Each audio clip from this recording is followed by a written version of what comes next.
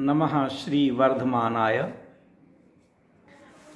सम्यक दर्शन अधिकार चल रहा है और रत्नकर्ण श्रावकाचार्य जी में रत्नत्रय में प्रधान, रत्नत्रय में प्रथम, रत्नत्रय में प्रमुख, ऐसे सम्यक दर्शन की महिमा बताते हुए आचार्य समंत भद्र देव लिखते हैं। बहुत महिमा, करीब 10 छंदों में आचार्य देव ने सम्यक दर्शन की महिमा बतलाई है। सम्यक दर्शन के प्रभाव से कौन कौन से पद प्राप्त होते हैं यह बताते हुए आचार्य देव ने 36 नंबर के छंद में कहा कि यह जीव यदि मनुष्य होता है तो ओजवान, तेजवान, यशस्वी, बल, वृद्धि, धन इत्यादि से संपन्न होता है। माने लौकिक दृष्टि से देखा जाए तो हर प्रकार की अनुकूलताएं उनके जीवन में मनुष्य भाव में प्राप्त होती हैं। यहाँ तक कि कहा जाए कि वह मानव तिलक होता है, मनुष्यों में तिलक स्वरूप। जिस तरह तिलक से शोभा होती है, इसी प्रकार से मनुष्य जाति की शोभा उस सम्यक दृष्टि मनुष्य से होती है। वही जीव यदि देवगति में पहुँचता है तो अणिमा, महिमा, गरिमा, प्राकाम्य, वृद्धि, रिद्धि इत्यादि 8 प्रकार की रिद्धियों से संपन्न होता है। लाखों अप्सराएं जिनकी सभा में रहती हैं, ऐसे देवों में उत्तम देव के रूप में, इंद्र के रूप में, उत्कृष्ट देव के रूप में जन्म लेता है और लाखों करोड़ों अरबों वर्षों की आयु भोगते हुए, सुख भोगते हुए देवोपनीत दिव्य सुखों को प्राप्त करते हुए, समोसरण आदि में जाते हुए, नंदीश्वर द्वीप आदि में जो अकृत्रिम जिनालय हैं, पंचमेरु में अकृत्रिम जिनालय हैं, उन जिनालय जिनबिंबों की वंदना करते हुए वह सुख से रहते हैं। वही सम्यक दृष्टि जीव ही नवनिधि 14 रत्न से संपन्न 32,000 मुकुटबद्ध राजाओं से वंदनीक षटघंट का अधिपति चक्रवर्ती बनता है। ये सम्यक दृष्टि मनुष्य पर्याय में जो उत्कृष्टतम जो नरपति कहलाता है, माने चक्रवर्ती ही सर्वश्रेष्ठ माना गया है, वह चक्रवर्ती जैसा पद भी प्राप्त होता है। वही जीव चक्रवर्ती तो क्या कहें, 32,000 राजा चक्रवर्ती को नमन करते हैं और चक्रवर्ती भी जिन्हें नमन करते हैं, ऐसे तीर्थंकर पद को भी प्राप्त करते हैं। सम्यक दृष्टि जीव ही सुरपति, नरपति, अहपति सबके द्वारा वंदनीक जो हैं और जो पूरे लोक के लिए शरणभूत हैं, धर्म के आधार हैं, जगन्नाथ हैं, ऐसे तीर्थंकर पद को भी सम्यक दर्शन से संपन्न जीव ही प्राप्त करता है। यह चर्चा कल हमने की थी। 36 नंबर से लेकर के 39 नंबर तक का ये विषय है। आगे तो आचार्य देव कहते हैं कि कोई अरहंत बनने के लिए भी थोड़ी रत्नत्रय धारण किया जाता है। जो रत्नत्रय है तो मोक्ष का मार्ग है, तो जब तक वहाँ ना पहुँच जाए तब तक उस मार्ग का काम पूरा नहीं हुआ। तीर्थंकर बने तब तो अभी अरहंत ही हुए हैं। इसलिए आचार्य देव कहते हैं कि वह जो सम्यक दृष्टि जीव है वह ही 40 नंबर छंद शिवमजर मरुज अक्षय मव्याबाधम विशोक भय शंकम काष्ठागत सुख विद्या विभवम विमलम भजंति दर्शन शरण। जिसको सम्यक दर्शन शरणभूत हो गया है, सम्यक दर्शन ही शरण है, ऐसे पुरुष मोक्ष पद की भी प्राप्ति करते हैं। जहाँ पर बुढ़ापा नहीं है, जहाँ पर बीमारी नहीं है, जहाँ पर अक्षय अव्याबाद सुख है, किसी प्रकार का शोक नहीं है, सब दोषों से रहित अब रही हैं अनंत काल यथा तथा शिव परिणय। मोक्ष सुख को भी प्राप्त करने वाले कौन, कि मोक्ष सुख को भी प्राप्त करने वाले वे सम्यक दृष्टि जीव ही हैं, जिनका सुख पराकाष्ठा को पहुंच गया है। अब उससे आगे किसी का सुख नहीं होता। अनंत सुख तो हो ही चुका था, लेकिन जो अव्याबाद सुख प्राप्त हो गया है, क्षाय ज्ञान जिनको प्रकट हो चुका है, जो मल रहित हो गए, द्रव्य कर्म, भाव कर्म, नो कर्म से पूर्णतः रहित हो गए। अभी अरहंत परमात्मा के 4 आघातीय कर्म थे, लेकिन सिद्ध परमात्मा के उन अघातिया कर्मों का भी अभाव हो गया, शरीर का भी अभाव हो गया, आवागमन का भी अभाव हो गया। ऐसे पूर्ण निराकुल अनंत अव्याबाद सुख के धारक, अनंत काल तक एक ही स्थान पर सबको जानते हुए भी सबसे निरपेक्ष, सबसे अप्रभावित रहते हुए अनंत काल तक रहेंगे। इस प्रकार से मोक्ष पद को भी यह सम्यक दृष्टि जीव ही प्राप्त करते हैं।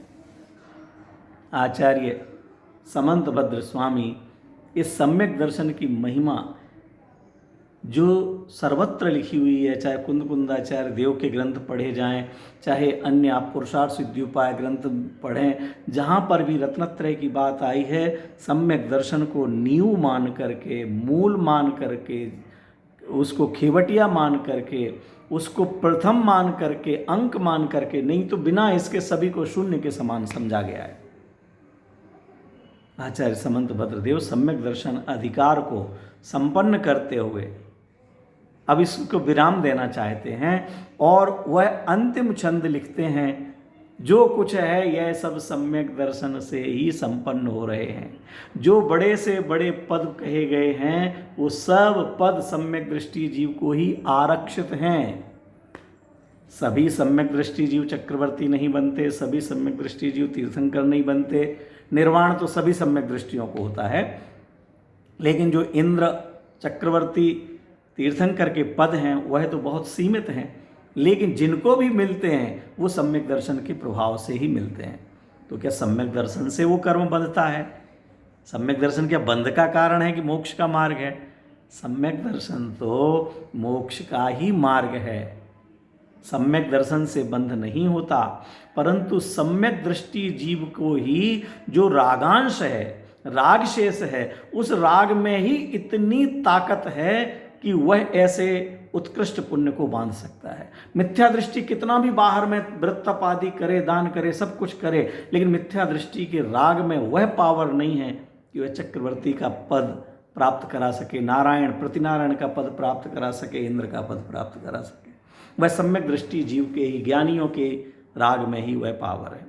इसलिए वह अंतिम छंद पूरी महिमा को समेटते हुए आचार्य समंत भद्रदेव कहते हैं, देवेंद्र चक्र महिमान ममेय मानम, राजेंद्र चक्र मवनीन्द्र शिरोर्चनीयम, धर्मेंद्र चक्र मदरीकृत सर्वलोकम, लब्ध्वा शिवं च जिन भक्ति रूपैति भव्या।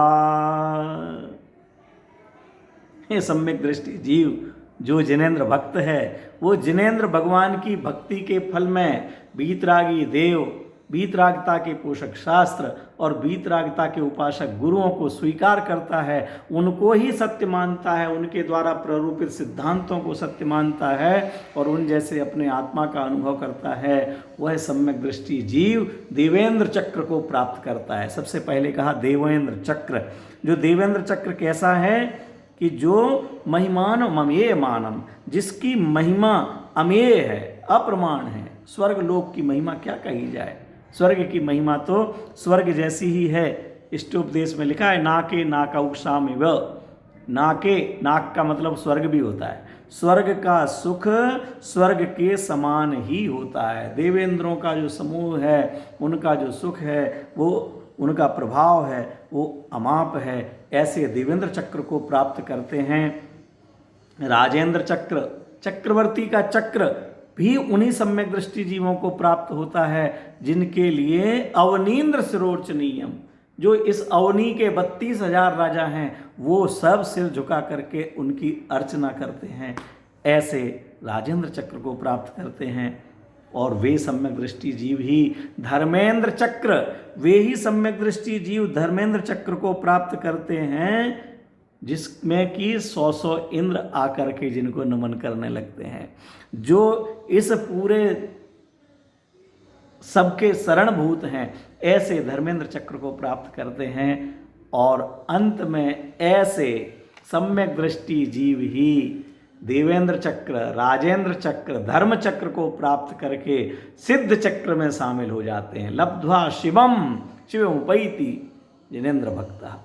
जो जिनेन्द्र का भक्त है वह मोक्ष सुख की प्राप्ति करता है और अनंत सिद्धों के समूह में जाकर के सम्मिलित हो जाता है। इस तरह 4 चक्र हो गए।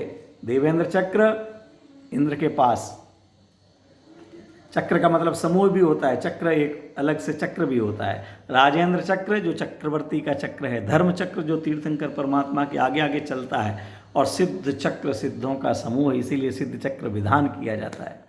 ऐसे सिद्ध चक्र को प्राप्त करके वह सुखी हो जाते हैं अनंत काल तक के लिए। अब कभी लौट के इस जगत में नहीं आएंगे। हम ऐसे सिद्ध परमात्माओं को वंदन करते हुए उस सम्यक दर्शन की प्राप्ति के मूल कारणभूत तत्व अभ्यास में, जिनागम के अभ्यास में अपने जीवन को लगाएं और सम्यक दर्शन कम से कम हमें प्राप्त हो। हमारी देवशास्त्र गुरु के संबंध में सबसे पहले पक्की अटूट अडिग श्रद्धा हो।